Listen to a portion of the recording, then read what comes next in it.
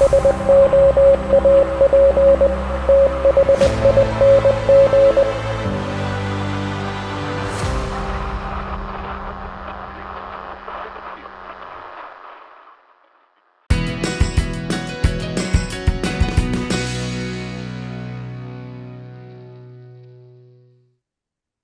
to another episode of Soap Thing Thoughts. Joining me today is Charles of Chuck's Shaving Channel. Welcome to the Soap Thing Project. How you doing? Thanks. I heard you just retired recently. You spent quite a few years working in the prison system, and then finally retired. Is that correct? Yeah, I spent 30 years with the Florida Department of Corrections as a sergeant and retired as 30 years. I was going to stay on another year, but I decided to go ahead and retire. It's a very demanding job.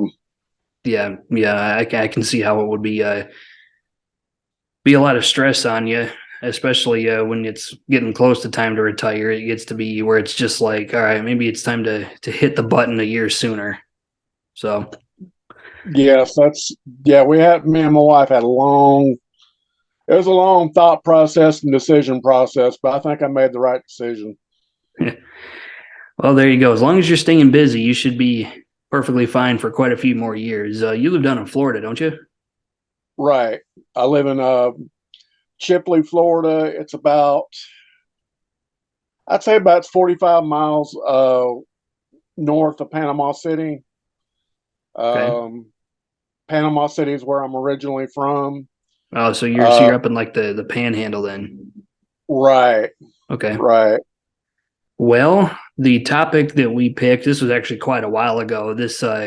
We got together and decided to do a video, and then we both kind of forgot about it. But the topic we picked for this particular video was kind of the practice of people hoarding discontinued shaving soap scents, especially with a lot of artisans going away.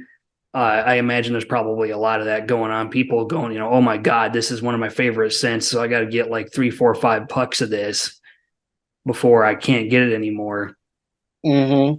And I used to do similar things. Like I've got 2 pucks of the PAA Sakura Blue, which is the Aqua Velva dupe. I've got 2 pucks of PAA Dab, which is a Brill Cream inspired kind of dupe. I've got 2 pucks of Lather Bros Cali Ocho, which is a kind of papaya and cigar tobacco scent. And when I found out Lather Bros went away in March, I was like, oh, come on, another one. So I was really shocked when Lather Brothers went out of business because I was planning to get some more of their soaps. And when Dr. John's just recently went out of business, not because of the economy, but he went on to move to other better things, I went ahead and bought some of his soaps that was meaning to buy. And I kind of went overboard, but I did it as a collector's thing. So right. I won't be using the soap as much, just a special occasion. Right. And I think that's probably as it should be. Earlier in this hobby, I would, when I found out a scent was going away, I would buy, a couple pucks of it pretty reliably, almost invariably. But recently I've gotten to where it makes more sense in my use case to just let that product die because, like I said, at least for me, all I'm doing is prolonging the inevitable. Mm-hmm. Like it's gonna go away eventually. Sooner or later, I'm gonna exhaust this tub, and then I will never smell that scent again, unless somebody else decides to make it.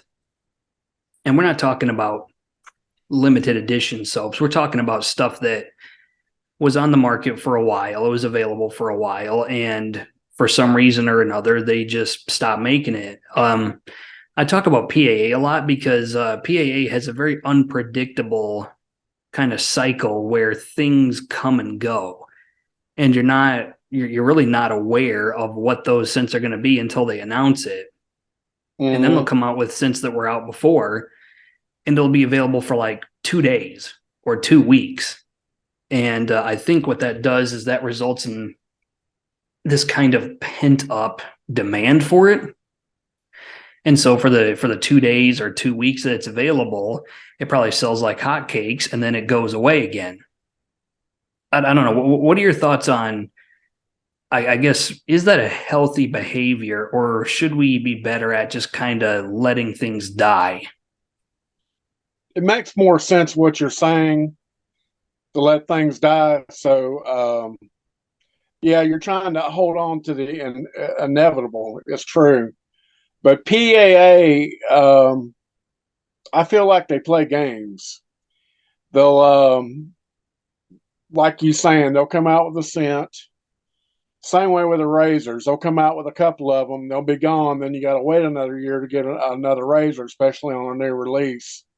And on their CK formulas, I don't like CK6. I like CK3 or CK1. I feel like CK6 is just too greasy, and I just feel they're not in touch with the customer. So I quit. I got a few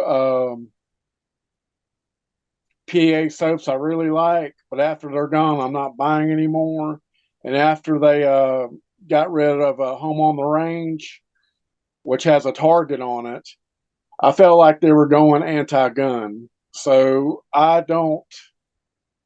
I'm a person that don't patronize um, people or products that are anti-gun, and I felt like they wouldn't give me a reason, but I felt like they was going that direction. So I really like the smell of that. Even if I don't use that scent, I just like to open up and smell it because it's made with gunpowder. And I just don't. I feel like PA is out of touch with the shaving community and all that. But I'm currently working with Vanulay Soaps, Monica from Vanulay Soaps. She just sent me her new detective series. I'll be showcasing it this week, and I work closely with her and Pete Hendricks of Hendricks Classics. So I'm focusing on smaller artisans because I'm trying to Hoffman's. They just come out with a soap every week, and that tells me they're not a small artisan. I feel like it's my duty to keep the smaller artisans alive. Right. So let's unpack a couple things. First off, when it comes to PAA, one can speculate why they got rid of that particular scent. I mean, I'll just throw it out there. I think when it comes to gun rights, you and I are not so different. So Mm-hmm. I'll just leave it at that. But who knows? I do think you're onto something when it comes to the way PAA does business. I think PAA, in some of the same ways as Sterling, has gotten to where they have moved from being an artisan soap maker into something more resembling a commercial soap maker. For some people, that's fine. Like when it comes to PAA specifically, in order for me to buy their products, I gotta really think it's very interesting. Like one of the ones that got discontinued, as long as we're talking about PAA, was this one right here. This is Sundown, Mm-hmm. and that was based on Gillette Sun Up. And I thought that was an amazing scent. That was kind of a staple of PAA, and I never thought it would go away. And then it went away. So but I do think you're right. PAA likes to play games with demand versus supply, and they like to generate this pent up demand and this energy for a scent, and then they'll drop it for a certain amount of time, and people will go crazy, and then it'll go away again. One of the other ones that I think is was a staple of that particular artisan that I really don't know why they. Well, I know why they got rid of it because it wasn't selling. But A&E Summer Fig, this was a really green take on fig, and I thought it was an amazing scent, but it wasn't selling well, so they got rid of it. And when it comes to Hoffman's, I haven't tried Hoffman's shaving soaps. But Hoffman's is one of those where they came onto the scene very recently, and they've been cranking out scent after scent after scent, most of which are inspired by something. So I just haven't given them the time of day, just because I don't think they're advancing the hobby or adding anything new to the equation. And I Mm-hmm. think at the rate, all these artisans are folding up and going out of business, I do think you're right that we ought to be supporting the smaller artisans that fewer people are purchasing from in order to give them a fighting chance. Yeah, that's why took all my Hoffman soaps and I put them on the back burner. I don't even want to use them anymore. I mean, I got like 10 tubs of Hoffman soaps and the aftershaves, and I just don't want to even touch them. Yep, because something about how they do business just rubs you the wrong way. It's I've been in kind of a funny space where artisans in general are not really impressing me that much. So on during a lot of off-camera shaves, I've been using hard pucks like Saponificio, Veracino, and Leah and things like that, and a small collection of Mearsal aftershaves, and just kind of only really using artisan stuff when I'm doing a video and I'm going to do a review. Uh, but as far as using them off camera, apart from maybe, I mean, it's late May when we're recording this video, and it is really hot outside here in Southeast Turkey. So I've been using Sterling Lemon Chill a lot, the glacial lemon chill. But other than that, I've been using mostly legacy soaps because some of these artisans are just behaving in a way where I feel like they're taking their customers for granted. They just sit there and they give off this impression that they think if they make it, we'll buy it. And I think it's starting to get off-putting to an increasing amount of people. I feel the same way. I'm when I do my off-camera shaves, I use Hoffman's because I'm not promoting their product. And lately, I'm just been using smaller artisans like Hub City soaps. Um, Another thing I don't like is 3, 4, 5 soaps. I don't like the way they do business. You got to be in a what's it called, a subscription service, and they'll come out with a soap and you can't find it again. I don't like being obligated to anybody. And tallow and steel, I just feel like their soap is just way expensive. You're right. Yeah, I'm going to address tallow and steel first. I have one of their soaps. It was the first one in the chosen 12. It was tallow and steel Sicily. The quality is there. You're definitely getting what you pay for, but most people it's just out of their price range. It's a step too far. Um, when it comes to 345 though, I do enjoy their products, but I do agree with you that it's frustrating that they just come and go on this cycle. Like there's nothing that's just always there. Another one that is doing the same thing is grooming department. Like I won't buy grooming department soaps because whenever I go on their website, everything is always sold out.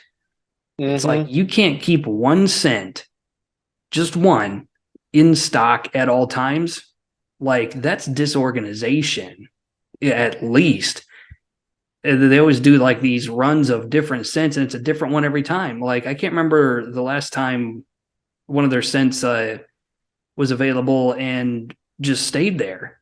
Like in fact, I don't remember them re-releasing any scents that were made before. It's just this constant something new, something new, something new, and it almost feels like they're just ringing people's dopamine bell at this point, just trying to get people, ooh, look, something new, flashy, something or other, you know.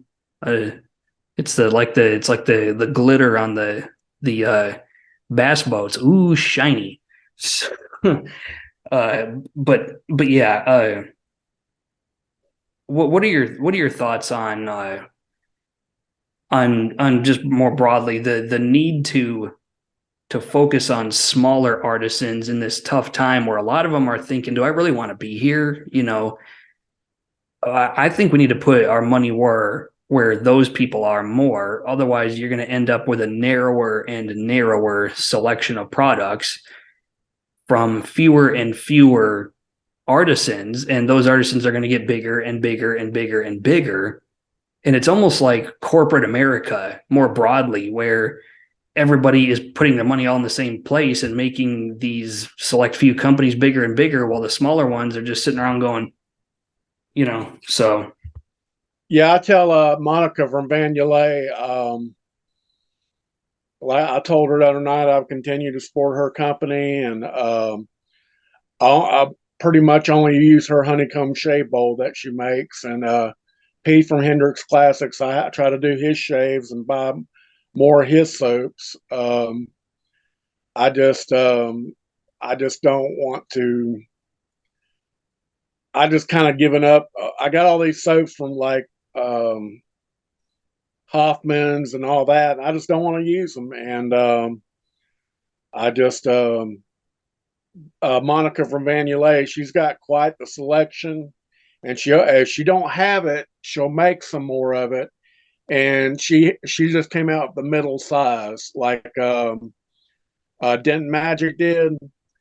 The sample, you got the middle size and the big tub, so you can have more variety in your shaved in. Right. No, I So love what Denton Magic is doing with those 2.5 ounce pucks. That's a great idea. and I don't know if Denton Magic is a small artisan or a big artisan. I haven't really researched their company, so I got a few of their samples. I haven't used them yet. Um, I got so much soaps that I haven't used yet. Right. No, Denton Magic is pretty small. Like they only have a couple 5 or 6 cents, and Mm-hmm. most of them are going towards that 2.5 ounce glass jar that you've seen before. One of the things that I think when a product gets discontinued or when a whole artisan goes out of business, one of the things that leads to, and this happens to me, and I can't be the only one that feels this way, but there's almost like a buyer's anxiety where you almost don't want to buy something from an artisan, because then you're like, what if I like it? It's more than like, what if I really like it? It's more than likely not going to be around forever. And so, why would I go searching for something better and better and better? And then when I finally get to this scent that I think is amazing, oh, discontinued. Right, exactly. And these shaving channels that have 8,000 plus subscribers, they don't use smaller artisans. They always using the big time stuff. And I feel like by watching them, I feel like I'm putting the smaller artisans out of business. I hate to be that way, but Right. Well, the reason they do that is because they know that's what everybody likes. Everybody's going to use PAA and A&E, and there's nothing wrong with that, but there needs to be a more cohesive kind of pushback towards these other artisans that maybe have some good ideas that haven't been explored yet, and they're trying to get their foot in the door. So that's one of the things that I've been thinking about, and I've been using a lot of samples lately. Like I've got more samples than I think I do full size tubs, and that's a great way to explore a lot of these different artisans that maybe you weren't familiar with before, and get familiar with them so that you can make a more educated, purchase. I like an artisan that has samples. Another thing PA doesn't do that I don't like, they don't do samples of all their soaps, even the new coming stuff. And if you buy a new tub from them, you're out like $40 if you buy the aftershave. And Right. that really kind of ticks me off. No, that's something that I've been complaining about from PAA for a while. And their rationale is, well, you can, buy all the aftershave samples, and that's all well and good, but for people who are outside of the United States, they can't do that because of shipping restrictions. Not to mention the fact that an aftershave sample is the scent is going to behave differently in an aftershave than it is in a soap. All right. Right. Shaving soaps are very one dimensional. So it doesn't have an opening, a mid, and then a dry down like an aftershave and a fragrance does. You're going to smell all the notes all at once. And it's going to be this jumbled like amalgamation of scent notes that really does smell differently than the aftershave. So to get to know it, because in my personal opinion, the most familiar you're going to get with that scent is while you're shaving with it. Aftershaves on my skin, the scent doesn't last much longer than the shaving process did. So I think I do like what retailers are doing. Like Maggard has been offering samples of products for a while, even from artisans that don't offer samples. They'll make sample size offerings of their own and just kind of cannibalize a puck of soap. And excuse me, they'll make small samples out of it. Like I got a bunch of them over here. Here's a small one. This is a Taylor Bond Street peppermint. They cannibalized a tub of that and made their own sample containers, and then they'll sell you a sample, and that makes you more likely to return and buy another product. And an increasing amount of artisans are offering samples because samples sell soaps. I've said it a million times. Samples sell soaps. They really do. And it's nice to see an increasing amount of artisans who are at least throwing something in the box for you to experience that maybe you haven't experienced before. Yeah, they do. Getting back to PEA, whenever I'd ask them about, are you going to do this? Or are you going to do that? I don't know who handles their PR, but you can tell when they talk to you back, they're like talking to you like you're a kid. I don't know if you experience that, but it's like they're treating you like you're stupid. I mean, I'm active duty U.S. Air Force, so a lot of people talk to me like I'm a stupid kid. So I guess maybe I just brushed it off as like, whatever, dude. But I can see how that would be off-putting to a lot of people. I don't know. I guess it's working in the prison system. You can feel the vibe a little bit more in a letter or what have you, and that's what I get from PAA. Right. My best friend, he worked with me in the prison. He's 20 years retired security police. Yeah. Security police, they changed the name of that to security forces, but that's our military police. It's a good job to have. I mean, if you want to be a cop, do 4 years in the Air Force as a security forces, and that'll give you some good training in the law enforcement career. Yeah, I got him into shaving, and I gave him some of my stuff, and he found an old Burma shave cup, and he gave it to me. I've been seeing a lot of those lately. Where are people finding all these Burma shave cups all of a sudden? I don't know, but I can't tell if it's an actual Burma shave cup or it's reproduction, but I'm going to go ahead and keep it just in case it is. Right. Yeah, and some of them it's hard to tell. Like those were like for a while everybody was using Old Spice cups. And all of a sudden you see Burma shave everywhere. Now I've seen some of them where you can tell it's like, okay, that's obviously just an imprint on some cheap mug. But there are other ones where it's just like, that looks pretty real. And now you're seeing like a lot of them. So I don't know. It's just market demand, I guess. He says he's had it since 1976. So I haven't really, he had it wrapped up and everything. So I can't tell if it's old or not. Right. Yeah, I don't know if he's telling the truth and he's had it that long, then it's probably real. That much you can be sure of. It's not just the soaps though. Like there's also, brush makers going out of business and razor makers going out of business. I don't know if you saw, but Above the Tie is closing up shop if they haven't done so No, I already. didn't know that. Yeah, No, I didn't know Above the that. Tie is going out of business. and they did this like huge like clearance sale, and it overloaded their computer system, and they had to shut down the sale for a while so they could process orders. It's just like Wow. you didn't want their razor until they were giving it to you for 50% off, and now you're going to take it. It's just like, come on, people. You sat there and let that brand die, and until they started offering their products at 50% off on the way out the door. And you're just like, oh, I'll take one now. People, I don't get people. It's just like nobody. It was like the Aqua Velva thing with PAA, because the Sakura Blue, they put that out thinking it was going to stick around for a long time, kind of like Sundown.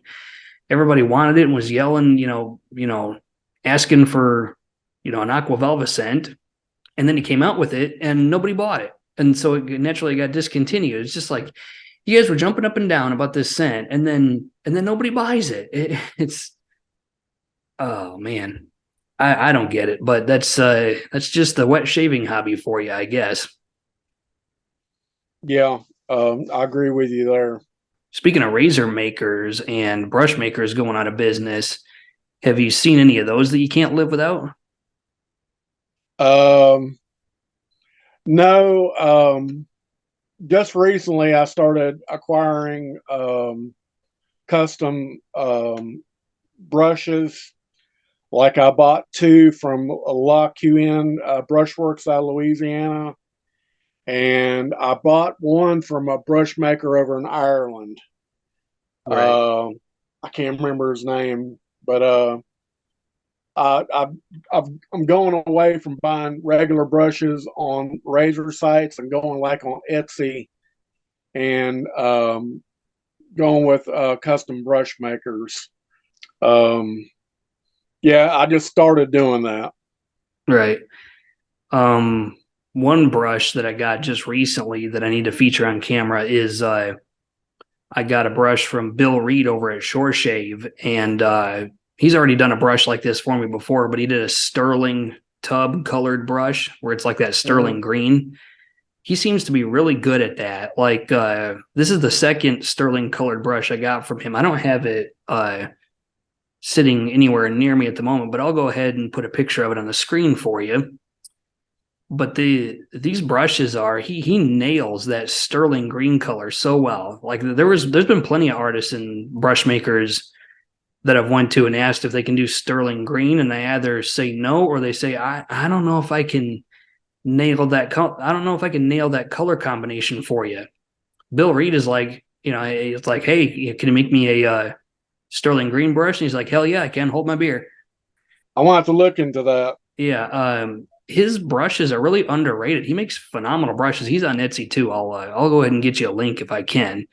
But Bill Okay. Reed over at Shore Shave, if you're looking for a custom brush maker who can nail really specific color combinations, definitely he's somebody to check out. I Go wonder ahead. if he can take a set of my airborne wings and put them inside the brush.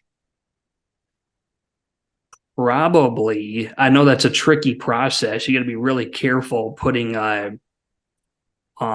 components or items inside of clear resin. Mm-hmm. Uh, Charles over at Craving Shaving used to be really talented at that, but he quit making brushes. Uh, so while you're moving into more of the handmade, handcrafted brushes, the artisan brushes, so to speak, I actually have already been in that place, and I'm kind of on my way out of it.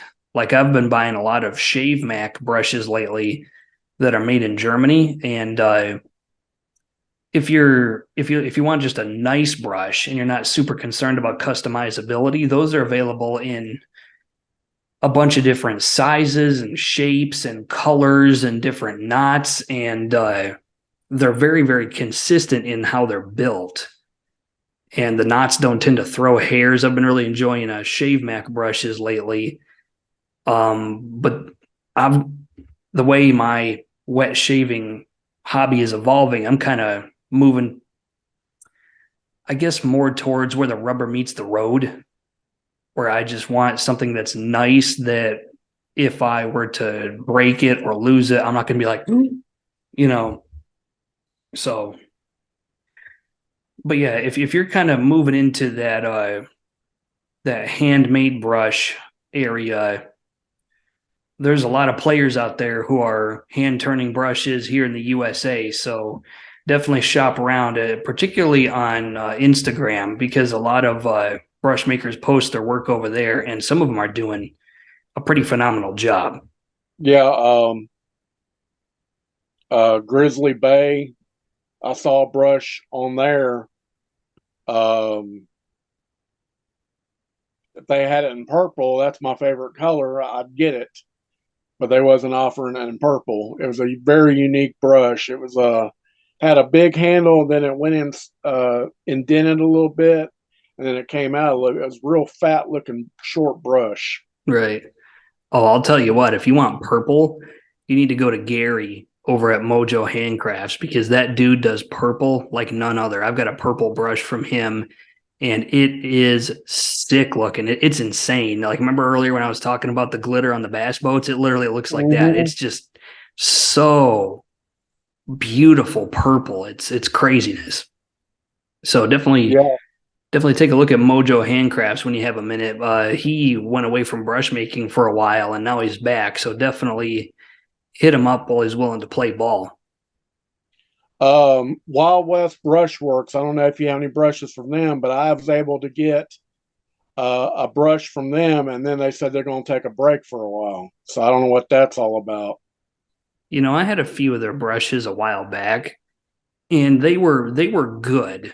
You know, they were cranking out a lot of brushes, and so you could pretty much find anything you really wanted within reason. You could pretty much find, and you didn't really have to ask them for it. They sooner or later they would just come out with it, and it would be on their website.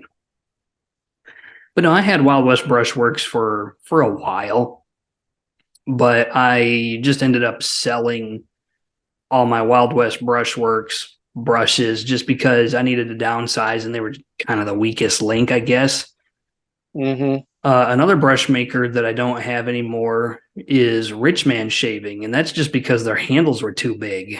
Because I've gotten to where, as I've been in this hobby longer and longer, I tend to prefer smaller and smaller brushes. Like an overwhelming amount of the time when I'm shaving, I'm using 22 millimeter brushes versus Rich Man Shaving are 26 or 28, and their handles are just enormous.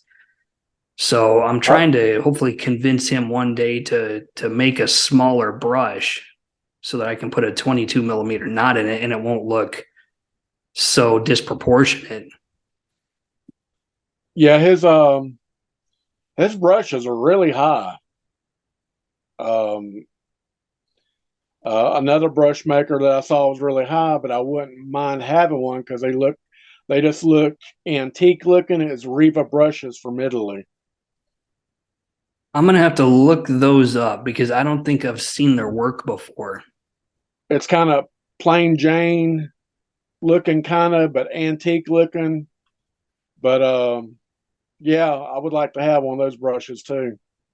Yeah, I'm gonna have to check them out, see if I can get a brush off of them. If you want a brush maker that can do practically anything, it's gonna be Craig over at Opus Shaving. That guy, every time he comes out with a brush, he doesn't come out with them very often, but every time he does, it is the most seemingly random thing that is so much different from the last brush that he made. I swear to God, he learns a new skill every time he makes a brush because every single brush he makes is so much different from the previous one. So, in fact, I have one from him that I need to put on camera at some point. I'll go ahead and put a picture of that up for you. But his brushes are he can pretty much do anything you want as long as you give him enough time. Mhm. He does good work. Yeah, I'd like to get some more personalized brushes. Um, that's what I'd like to get. A lot of the personalized brushes that I have are brushes that are fairly simple but very very specific, like my Craving Shaving Windward. You know, that brush wasn't super unique, but it was Charles's take on Windward Blue. It was a GM paint color from the early 70s, late 60s. It was usually found on like Firebirds and GTOs and things like that. And he nailed that color beautifully. It's a beautiful, solid shade of blue, metallic blue. And then I got another one that's actually in my collection over here. That's just a wonderful swirl of black and gold. It's a beautiful brush. So I tend to, when I'm going to buy something from a brush maker here in the States, I tend to look for somebody that nails the finer details. Like they do a really good polish job. They're really good at mixing resin colors. And I try to get brush makers to countersink or chamfer the top of the handle, because some brush makers will have really sharp edges there, and that will actually cause hairs to come off of the knot. And so just that little attention to detail is what you're going to get if you find the right brush maker here in the States. Yeah, I'm going to have to check those brush makers you mentioned out. And right now I'm pretty satisfied on my razors. I just can't spend, I just don't see spending a lot of money on a razor. I think the most I spent on a razor is $150. That's probably my limit. Right. I'm kind of in the same place. I've gotten to where, for the most part, when it comes to razors, I am very where the rubber meets the road. So, like a razor I've been using a lot lately is this one right here. This is the Rockwell 2C with the plate number 2 and 4. I just bought them as loose parts. That way I could get just the plate I wanted and nothing else. At one point, I owned like 4 different Rockwell 6S razors. And every time I would buy one, somebody who's new to wet shaving, who's local to me, comes to me, he's like, hey, can I buy that off you? And it's just like, all right. And then I buy another Rockwell 6S. And finally I was like, I'm not buying the 6S anymore, just for somebody to come buy it off of me. So I bought these are a lot cheaper. They're made out of the same material as like a Mula R89. It's the chrome plated zinc. So the quality isn't great, but as far as like how it's going to shave, if something shaves really well for you, stop right there. There's no need to chase a better razor, because you might not find it. You might find yourself coming full circle right back to these inexpensive ones that get the job done. Yeah, I saw a razor, a rock nail razor for like $800. I was like, you gotta be, like, that's unreal. insanity. And it's just like Wolfman weight razors for $600 or $700. Oh my God. Can't do it. Now, here's another one that I've been using occasionally, and that's my Yates Precision 921M. These are made in Pennsylvania. This is a titanium one, and it was $145, but that's by far the cheapest USA made titanium safety razor you can get. A lot of titanium safety razors are getting to where they're $300, $400, $500, and I was just like, nope, not today, not doing it. So yeah, I bought a couple of Vikings blade razors, and I just found out they're junk. On their butterfly adjustables or their butterfly, the things don't close good. The dial on the adjustables, they get loose after a while, and they don't stamp their numbers. And I sent them an email about it. It's like they never responded back to me. So I'm not buying any more Vikings blade razors. Yeah, I mean, they're just cranking out products because they think people are going to buy them, and they probably are. Exactly. At a certain point, like, I understand people want budget products. They're not trying to dive face first down the rabbit hole of this hobby. I get it.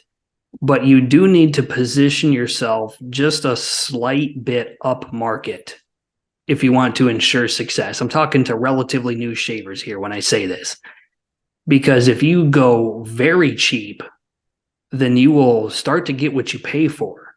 You're going to get, a piece of crap. But, if you buy, this $40 Rockwell 2C, this is going to last you a long time. I mean, unless you drop it and crack the head, which hopefully you're not bouncing your razors off the walls, but I dropped this one and there's a gouge in it now. And at some point the chrome plating is going to wear off, and then the zinc that's underneath it is not very corrosion resistant. It's not very corrosion resistant. Excuse me, I can't speak tonight. But as long as you take good care of it, that chrome plating is going to stick around a long time. You're going to be able to use that razor for years and years and years. And then you got stainless steel razors from Razor Rock that will probably outlive me if I take good care of it and rinse it off and make sure it doesn't rust. But you don't need to spend $10 and be disappointed, and you also don't need to spend $200 and be disappointed. Somewhere in the middle is good for most people. Yeah, I found a Gillette Slim razor, and I had Razor Emporium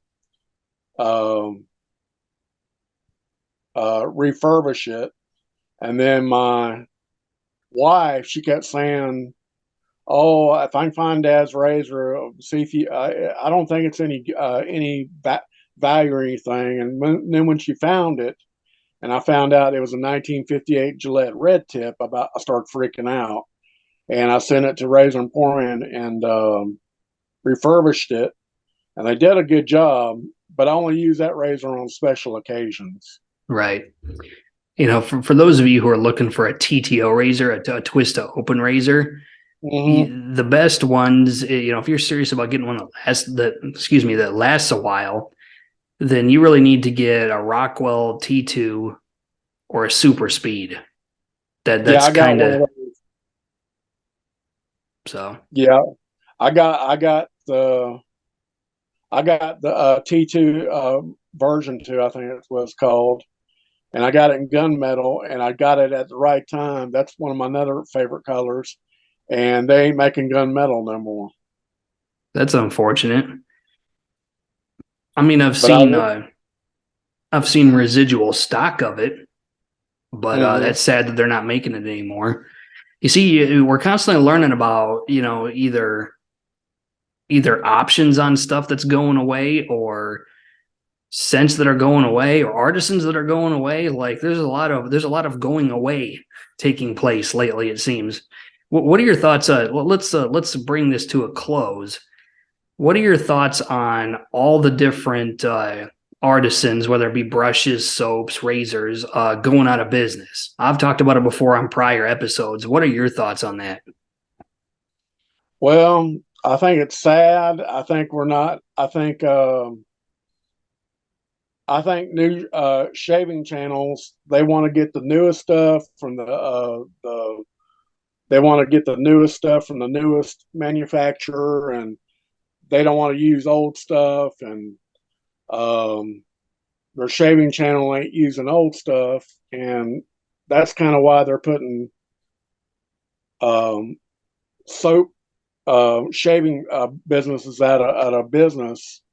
And I think it's the economy too. I think the economy is real bad. And all right, everybody, sorry about that. One of us had an internet drop out for a moment, but it does look like Zoom can walk and chew gum at the same time. So we're currently downloading the first segment of this video, and now we can keep going. You were talking about the economy kind of pushing artisans out. Can you kind of restate what you were talking about?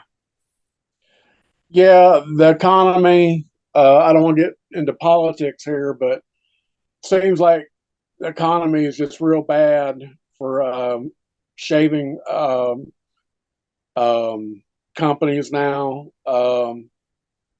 But we can, as shavers, we can stick with the smaller artisans and keep the bigger artisans out if we just stay loyal to the smaller artisans. And that's what I try to say in my shaving videos. Right. I mean, I don't think this is where I'm going to push back just a little bit. I don't think we need to push bigger artisans out, but I do think they don't need our help anymore. They're doing just fine. So I think a lot of us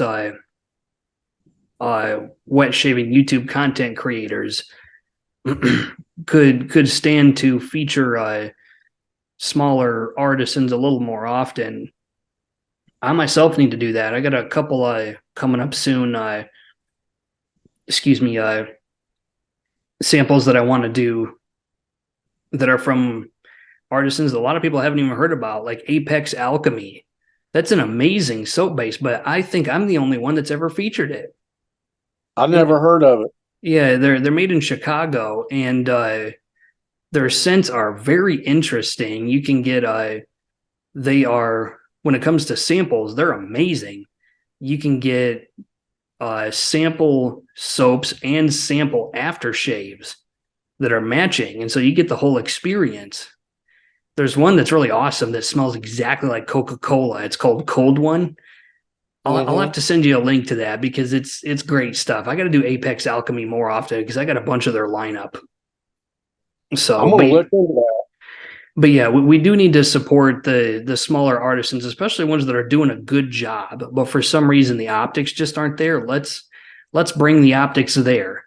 You know, if we can help it. I think I'm calling upon other YouTube content creators. You know, if you're willing, let's feature some more of these smaller ones because we need them. You know, if we just let them all die and then you end up with the same, 5 or 6 artisans, and then everybody fighting about it on Facebook about which one is the best. It's just like, I want there to be this competition in the market. I want it to be there, so we need to do a better job of that, I think. I agree. Well, Chuck, I think it's about time to get out of here. I always ask every guest this question. What do you have for parting words of wisdom for this hobby that we're in? New shavers, seasoned shavers. What have you learned that you can pass on to other people?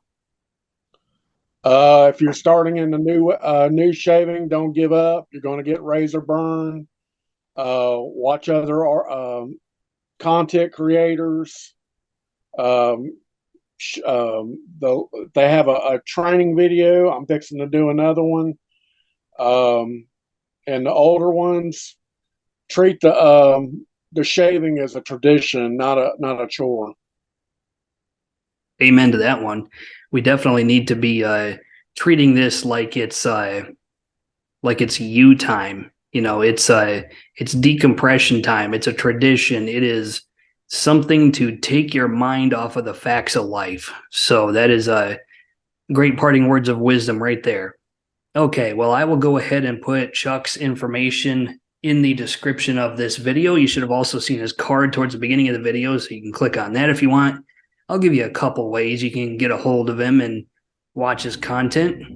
I want to thank you for coming on here, Chuck. It's been a pleasure talking to you. It's really been fun. I want to thank everybody for watching. This is Soap Thing telling you, shave like you mean it. Thanks for watching. Thanks for having me.